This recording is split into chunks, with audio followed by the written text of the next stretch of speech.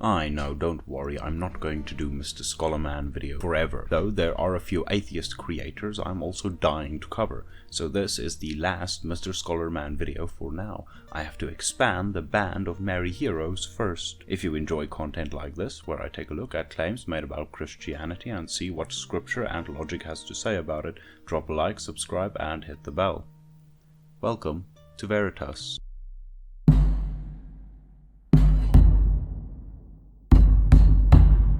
Did you know that the Bible presents the God of Israel as presiding over a council of other gods? No, Mr. Scholarman, I didn't know the Bible definitively presents Yahweh as a supreme god over lesser gods. Or is your theory that El is the high god? I'm not always sure with these scholar types. I made air quotes if you couldn't tell. Hey everybody, I'm Dan McClellan. I'm a scholar of the Bible and religion, and this council of gods is known as the Divine Council. And this is not something that was invented by the authors of the Bible. They're actually borrowing it from broader West Asian concepts of the hierarchy of the gods in the pantheon. So there is a whole pantheon then. So when we say God is supreme over lesser gods, we mean quite a few gods then. I'll also assume they function how other cultures' gods function, each having power over... Oh, he says that. Great. Then let's Scholarman continue. And within the Hebrew Bible, this is organized either around the notion of the patriarchal household. So the high deity is the patriarch of this household that also includes all of the offspring of that high deity, the B'nai Elohim, as they're referred to in Deuteronomy 32, 8 and 9, the children of God. And then there are also servile deities underneath them, and this would be the Malachim, the angels. These are servile messenger deities. Oh, so the complete picture adds even more gods. So according to Scholarman, the basic following framework exists, just so I understand it clearly. Yahweh, or El, depending on your interpretation, sits supreme over lesser gods who is called his children. Then underneath them we have infinite Hermeses, if I understand it correctly. That's the claim, that the Bible does present this framework, including that angels are servile messenger deities. Very well, let's continue. There's another theory. Okay, we don't have to get into the politics of heaven. Get to the point. I'm skipping along. Link in the description, as always. And the Divine Council is not something that someone just made up and imposed upon the Bible. It's something that we find explicitly mentioned multiple times in the Bible. Great, so Scholarman is confirming that the Bible explicitly talks about the Divine Council in the specific framework that he laid out, because the structure I steelmanned is what you explicitly claim as the Divine Council here. So the high deity is the patriarch of this household that also includes all of the offspring of that high deity, the B'nai Elohim, as they're referred to in Deuteronomy 32, 8 and 9, the children of God. And then there are also servile deities underneath them, and this would be the Malachim, the angels. These are servile messenger deities. So let's see what the Bible explicitly says then. For instance, Psalm 82:1 begins with Elohim nitzav badat El. God takes his stand within the council of El, or within the Divine Council. Oh, no, definitely not. El does not mean Divine Council, Scholarman. Yes, it's a short video, but that doesn't excuse negligence. If there isn't time to explain something, or you don't feel like explaining something, rather say nothing than bring it up. Here is what the verse actually says, with context. Psalms 82 verses 1 to 4 says, God standeth in the congregation of the mighty, he judgeth among the gods. How long will ye judge unjustly, and accept the persons of the wicked? Selah. Defend the poor and fatherless. Do justice to the afflicted and needy. Deliver the poor and needy. Rid them out of the hand of the wicked. So he used the Hebrew as a scapegoat and probably defends the video by stating that it's a short video. Well, let's actually understand what the verse says. In Hebrew, the verse reads, Elohim, God, Nitzav, standing, Ba, that's the preposition, Adat, El, which means congregation of God. However, to give Scholarman some more rope, I'll even include the second part of this example, since I too did biblical Hebrew. Shafat, which means to judge, like punishment, to pass judgment or to govern. Gereb, the nearest part of something, and then Elohim, the gods. There's not enough time for Hebrew grammar lessons, but Elohim means both God and gods, okay? Wow, so there it is. God is judging the gods. How interesting. However, let's read the context though. Verses 2 to 4, because they are the most important pieces of the puzzle. Verse 2 literally says, persons of the wicked. So verse 1 talks about God presiding judgment over gods, but then the direct next verse talks about wicked people, who we presume God also judges. But why? Well, that's the entire point, isn't it? Within the context of Psalm 82, we can see that it's very clearly talking about people. It doesn't make logical sense to spend one verse on gods being judged and then a hell of a lot more after on people, if the theme is God's judgment. The funny thing is, this is the majority view in both Jewish and Christian scholarships, religious and secular. Scholar Man should have known that, since he frequently speaks from an authoritative position. However, Scholar Man continues. And interestingly, the ancient Greek translation of this passage, the Septuagint's rendering, refers to the synagogue theon, or the synagogue of gods.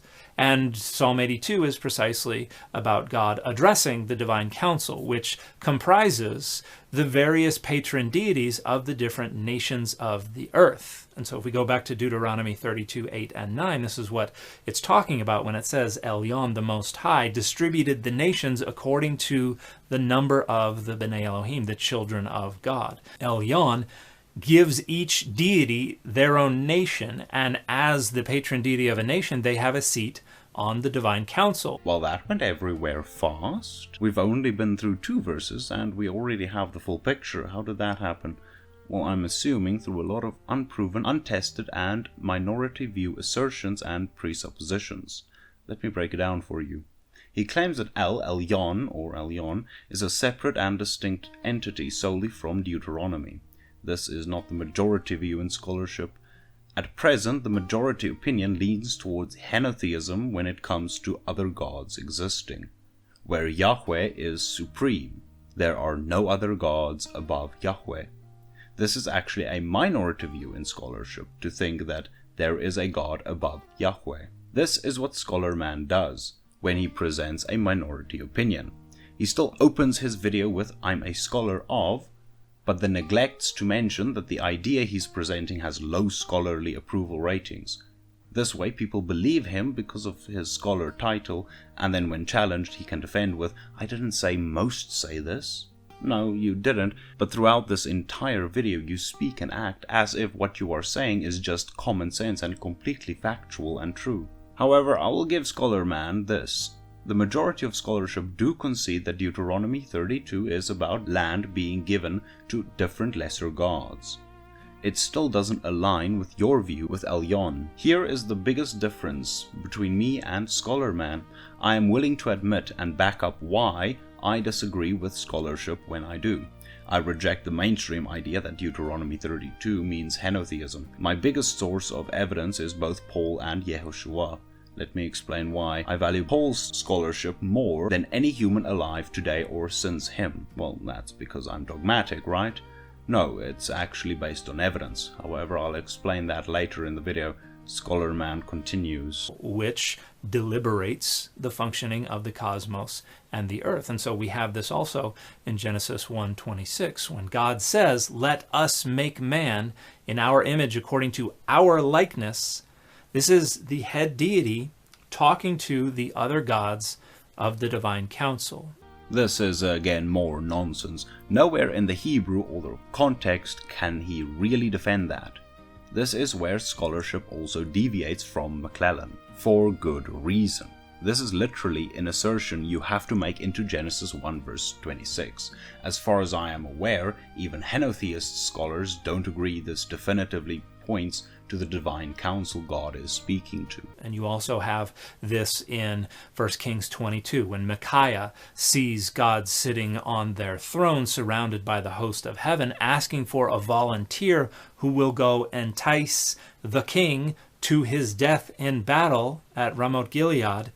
That is the divine council. This is again another inference on the dogma he already holds. 2 Kings, where the host of heaven appear, and a volunteer is asked, is also seen from the context to mean spiritual beings, not gods. This is what Scholarman reads into the text, something he constantly does. Just because spiritual or divine beings appear doesn't mean they are gods, another view that is held by the majority of scholars. We can see Scholarman's misunderstanding here by calling angels servile messenger deities.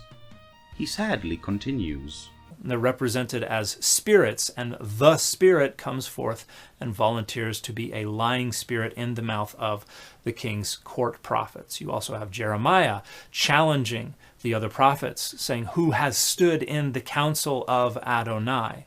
And in the prophetic literature, you frequently hear prophets boasting that they have not only witnessed the divine council, but been a part of, been incorporated into the proceedings of the divine council. For instance, Isaiah 6, the prophetic call of Isaiah. Isaiah witnesses the divine council and is commissioned by it to go share the message that God says he should share. And you can check out my article, The God's Complaint, Psalm 82, as a psalm of complaint from the Journal of Biblical Literature for a thorough discussion of how Psalm 82 is actually deposing the deities of the divine council in order to grant Adonai direct geopolitical rule over the nations. That is the moment of the universalization of Adonai, and the divine council is a critical motif in that rhetorical elevation of God's authority. And we'll end the plugs and video there.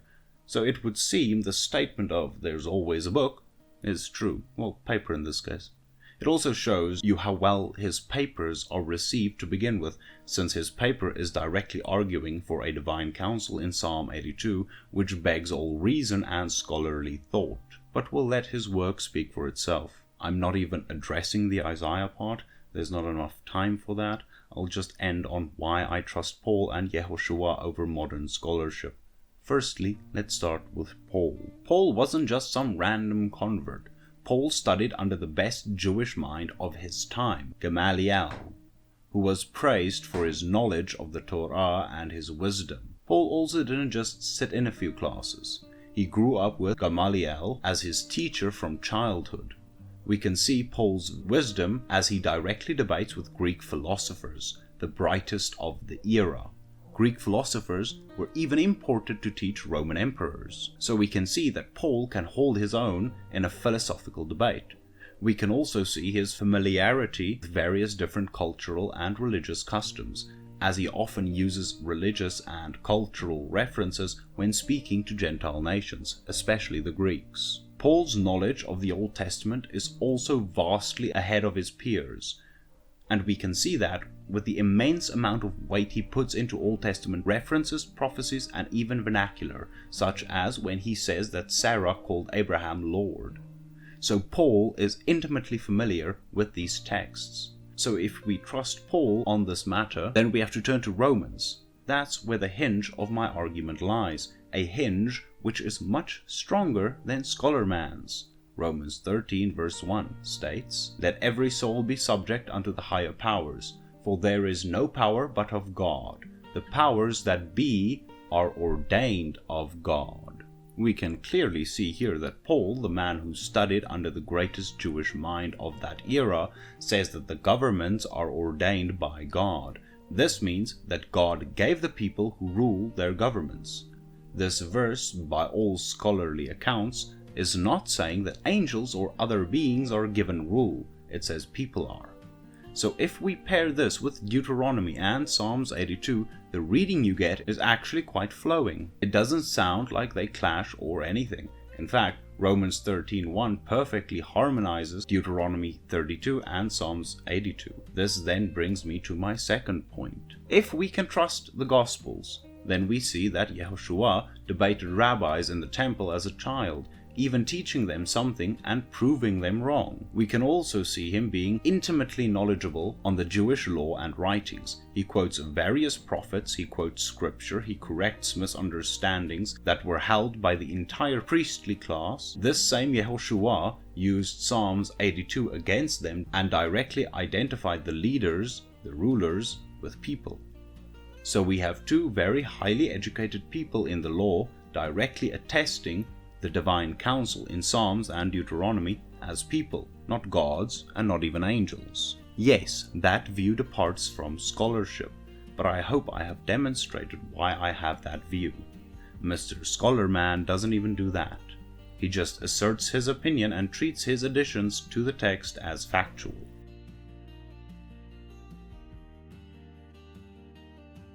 Thank you so much for watching the video. This one is a bit longer than usual, but I had to get all the points taken care of. If you stayed to the end, I hope I could show that Mr. Scholar Man doesn't follow the data. He follows whatever interpretation he wants. Sure, he has data that leads to his conclusion, but how many assertions and presuppositions do you need to jump over for every piece of data? I hope that you enjoyed the video. If you did, drop a like. If you want to see more content like this, subscribe and hit the bell to be notified when I release the next video. Drop a comment down below and let me hear your thoughts on the divine counsel. As always, remember Acts 17 verse 11. I am Brandon, this was Veritas, and have a blessed rest of the day.